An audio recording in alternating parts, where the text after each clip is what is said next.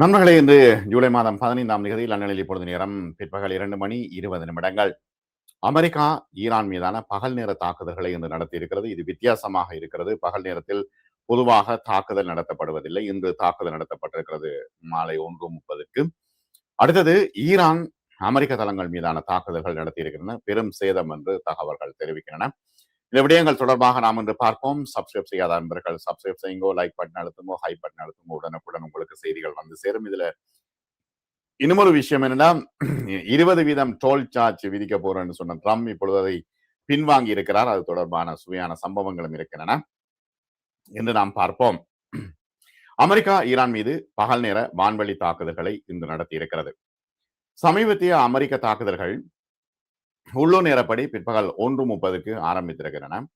கடந்த வாரம் பெரும்பாலும் இரவில் நடந்த தொடர் தாக்குதல்களை தொடர்ந்து இன்று இவ்வாறான பகல் நேர தாக்குதல்கள் நடத்தப்பட்டிருக்கின்றன. ஹோமோஸ் நீரிணையில் உள்ள கிரேட்டர் டன் தீவில் கடலோர பாதுகாப்பு அமைப்புகள் மற்றும் கப்பல் ஏவுகணை சேமிப்பு மற்றும் ஏவு தளங்களை இந்த நடவடிக்கை தாக்கியதாக அமெரிக்க மத்திய கட்டளை தலைமையகம் தெரிவித்திருக்கிறது. இதற்கு பதிலடியாக குவைத்தில் உள்ள அமெரிக்க தளம், ஜோர்தானில் உள்ள அமெரிக்க தளம், பஹ்ரைனில் உள்ள அமெரிக்க ராணுவ தளங்கள் மீது ஏவுகணைகளை வீசி தாக்குதல் நடத்தியதாக இன்று காலை ஈரானின் IRGCயும் தெரிவித்திருக்கிறது. பஹ்ரைனில் உள்ள அமெரிக்க கடற்படையின் 5வது கடற்படை பயன்படுத்திய தளவாடங்கள், எரிபொருள் வசதிகள் மற்றும் ராணுவ உபகரண வசதிகள் இலக்குகளில் அடங்கும் என்று ஈரானிய அரசு ஊடகம் தெரிவித்திருக்கிறது. இரண்டு தரப்பினரும் பெரும்பாலும் கடலோர பகுதிகளுக்கு தாக்குதல்களை மட்டுப்படுத்தி இருக்கிறார்கள். ஆனால் தெஹ்ரான் பேச்சுவார்த்தைக்கு திரும்பவில்லை என்றால் ஈரானிய உள்கட்டமைப்பை குறிவைக்கும் தாக்குதலை ஒரே இரவில் நடத்துவோம் என்று ட்ரம்ப் இன்று அறிவித்திருக்கின்றார். நீரிணை வழியாக செல்கின்ற கப்பல்களுக்கு 20% சுங்க வரி விதிக்கும் திட்டத்தை ட்ரம்ப் இப்பொழுது திரும்ப பெற்றிருக்கிறார். ஆனால் அமெரிக்கா கடற்படை முற்றுகையை பராமரிக்கிறது. எண்ணெய் விலை தற்பொழுது கடுமையாக உயர்ந்திருக்கிறது. இதற்கிடையில் பெஞ்சமின் நெதன்யாகு சனிக்கிழமை அமெரிக்காவுக்கு செல்வார் என்று இஸ்ரேலிய மூத்த அதிகாரி ஒருவர் இன்று அறிவித்திருக்கின்றார். இஸ்ரேலிய பிரதம மந்திரி பெஞ்சமின் நெதன்யாகு டொனால்டு ட்ரம்பை சந்திக்க விரும்புகின்றார் என்றும், ஆனால் தற்பொழுது டொனால்டு ட்ரம்ப் அவரை சந்திப்பாரா இல்லையா என்பது தெளிவாக தெரியவில்லை என்றும் அந்த அதிகாரி ராய்ட்டர்ஸ் செய்தி சேவையிடம் தெரிவித்திருக்கின்றார். மத்திய கிழக்கின் சமீபத்திய மோதல் இஸ்ரேல் 2 முனைகளில் ஒரு பகுதியாக இருக்கிறது. ஒன்று ஈரானுக்கு எதிராக, மற்றது ஈரானுக்கு எதிராக அமெரிக்காவுடன் சேர்ந்து, மற்றது லெபனானில் ஈரான் ஆதரவு ஹிஸ்புல்லாவுக்கு எதிராக இந்த மோதல் இருக்கிறது.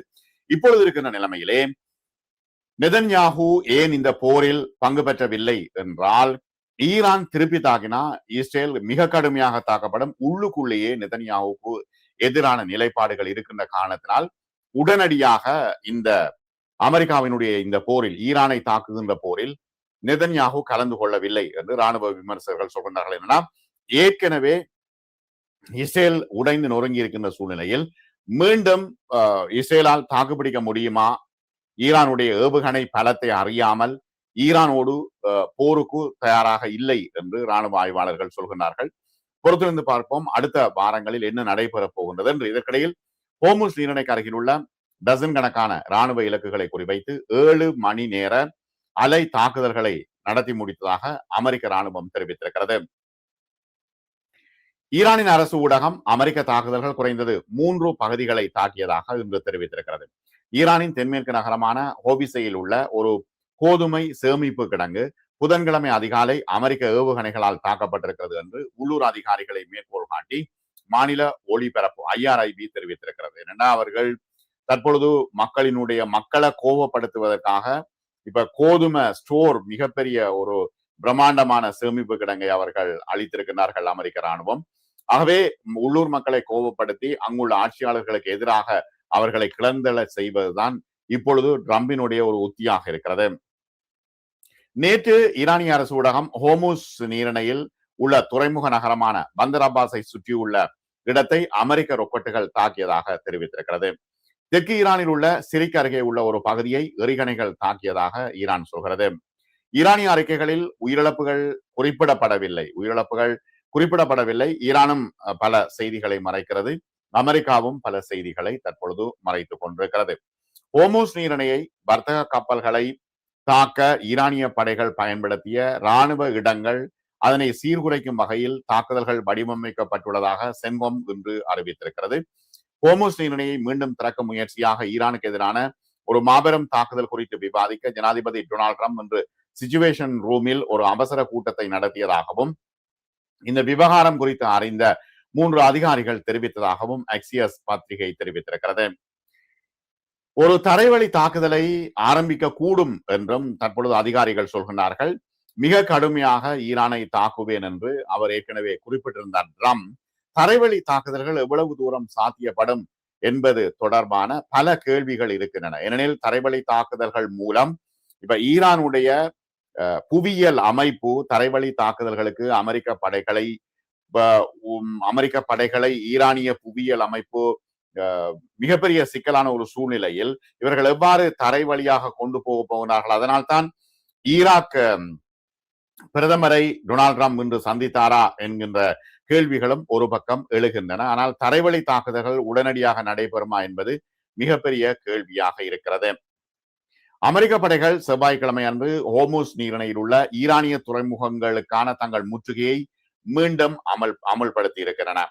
வளைகுடா நாடுகளுடனான வர்த்தகம் மற்றும் முதலீட்டு ஒப்பந்தங்கள் இந்த கால்வாய் வழியாக கப்பல்கள் செல்வதற்கான கட்டணத்திற்கு பதிலாக அமையும் என்று ஜனாதிபதி ட்ரூத் தளத்தில் எழுதியிருக்கின்றார். பாலங்கள் மீது வான்வெளி தாக்குதல்கள் நடத்துவதாக ட்ரம்ப் அச்சுறுத்தல் விடுத்திருக்கின்றார். ஈரானிய துறைமுகங்கள் மீதான தனது முற்றுகையை அமெரிக்கா தொடரும் என்றும் அவர் தெரிவித்திருக்கிறார். அமெரிக்க தாக்குதல்களுக்கு பதிலடியாக பஹ்ரைன் மற்றும் குவைத் மீது ஈரான் தாக்குதல் நடத்தியிருக்கிறது. அமெரிக்காவினுடைய தீமைகள் முடிவுக்கு வரும் வரை ஹோர்முஸ் நீர்வழி மூடப்பட்டிருக்கும் என்று ஈரான் என்று உறுதியாக சொல்லியிருக்கிறது. ஈரானில் தனக்காக மற்றவர்கள் தரைவழி தாக்குதலை தொடங்குவார்கள் என்று ட்ரம்ப் சொல்கின்றார். ஆனால் ஈரான் மீதான சமீபத்திய தாக்குதல்கள் இப்பொழுது அமெரிக்காவை நிலைகுலைய செய்திருக்கின்றன.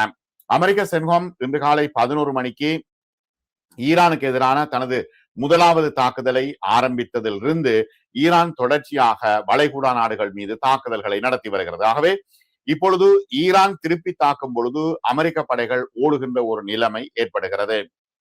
சமீபத்திய நாட்களில் அமெரிக்க தாக்குதல்களுக்கு பதிலடியாக ஈரான் பஹ்ரைன் மற்றும் குவைத் மீது கடுமையான தாக்குதல்களை நடத்தியிருக்கிறது. அங்கிருந்து அமெரிக்க இராணுவத்தினர் ஓடி ஒளிந்து கொண்டிருக்கின்றார்கள் என்று தகவல்கள் வருகின்றன.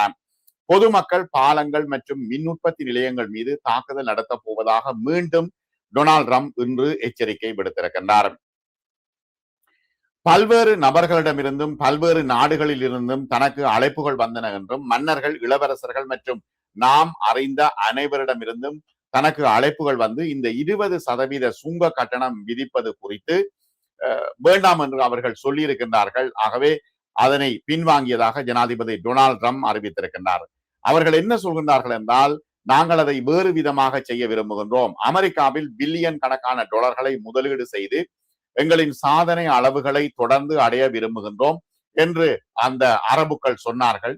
இதன் காரணத்தினால் உண்மையில் அது எனக்கு பிடித்திருந்தது. எந்த ஒரு தரப்பும் அந்த நீர்வழி பாதையின் மீது கட்டணங்களை வசூலிக்க கூடாது என்று நான் நினைக்கிறேன் என்று அவர் திருப்பி அடித்திருக்கிறார். இப்ப அரபுக்கள் என்ன சொல்லி இருக்கிறார்கள் என்றால், ஓகே, நீங்கள் கட்டணங்கள் வசூலிக்க வேண்டாம், முக்கியமாக ஆயில் டேங்கல் தான் அதெல்லாம் போய்கொண்டிருக்கின்றன, அப்ப கட்டணங்கள் வசூலிக்க வேண்டாம், நாங்கள் அமெரிக்கால வந்து நாங்க இன்வெஸ்ட் பண்றோம், அதன் காரணத்தினால அதிகமா இன்வெஸ்ட் பண்றோம் என்று சொன்ன உடனே ட்ரம்ப் அதை விட்டு விட்டார் என்று தன்னுடைய ட்ரூத் சோஷியல் தளத்தில் எழுதியிருக்கின்றார்.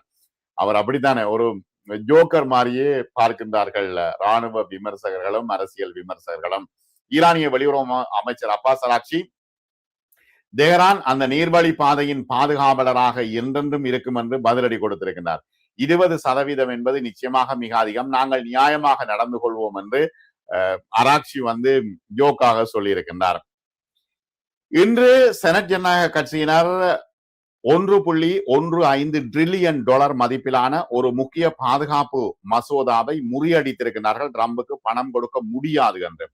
காங்கிரசின் ஒப்புதல் இல்லாமல் அமெரிக்காவை ஈரானுடனான போருக்குள் இழுத்து செல்வதாகவும் இந்த மோதலுக்காக அவருக்கு முழுமையான அதிகாரத்தை வழங்க மறுப்பதாகவும் அதிபர் டொனால்ட் ட்ரம்ப் மீது அவர்கள் குற்றம் சாட்டி $1.15 டிரில்லியன் மதிப்பிலான பாதுகாப்பு மசோதாவை முறியடித்திருக்கிறார்கள். ட்ரம்ப் இந்த போரை அங்கீகாரம் இல்லாமலும் ஒரு உத்தி இல்லாமலும் வெளியேறும் வழி இல்லாமலும் ஆரம்பித்தார் என்று செனட் ஜனநாயக கட்சி தலைவர் ஷக் ஷூமர் தெரிவித்திருக்கின்றார். ஆண்டுதோறும் வரும் தேசிய பாதுகாப்பு அங்கீகார சட்டத்தை தடுக்குமாறு தனது சகாக்களையும் அவர் வலியுறுத்தி இருக்கிறார். வாக்கெடுப்பு செனட் சபையில் மசோதா நிறைவேற தேவையான 60 வாக்குகளை பெற தவறி 50க்கு 46 என்ற வாக்கு வித்தியாசத்தில் தோல்வி அடைந்திருக்கிறது. அனைத்து ஜனநாயக கட்சியினரும் இந்த மசோதாவை முன்னெடுத்துச் செல்வதை எதிர்த்தார்கள். அதே நேரத்தில் பெரும்பான்மை தலைவர் ஜோன் தூன் தவிர மற்ற அனைத்து குடியரசுக் கட்சியினரும் ஆம் என்று வாக்களித்தார்கள். ஜோன் தூன் மசோதாவை மற்றொரு வாக்கெடுப்புக்கு கொண்டு வருவதற்கான நடைமுறை காரணங்களுக்காக இல்லை என்று வாக்களித்திருக்கிறார். ஆகவே இந்த மசோதா நிறைவேறவில்லை. எனவே ஈரான் மீது தாக்குதல் நடத்துவதற்கு பணம் இல்லாமல் ட்ரம்ப் இப்பொழுது தடுமாறி கொண்டிருக்கின்றார். ஆனால் தொடர்ச்சியாக குடியரசுக் கட்சியினரும் ஜனநாயக கட்சியினரும் இதில் முரண்பட்டிருக்கின்றார்கள். நல்லது நண்பர்களே, மற்றும் ஒரு காணொளியில் மேலும் பல தகவல்களோடு சந்திப்போம். சப்ஸ்கிரைப் செய்யாத நண்பர்கள் சப்ஸ்கிரைப் செய்யுங்கோ, லைக் பட்டன் அழுத்துங்கோ, ஹை பட்டன் அழுத்துங்கோ. உடனுக்குடன் உங்களுக்கு செய்திகள் வந்து சேரும். மிக்க நன்றி.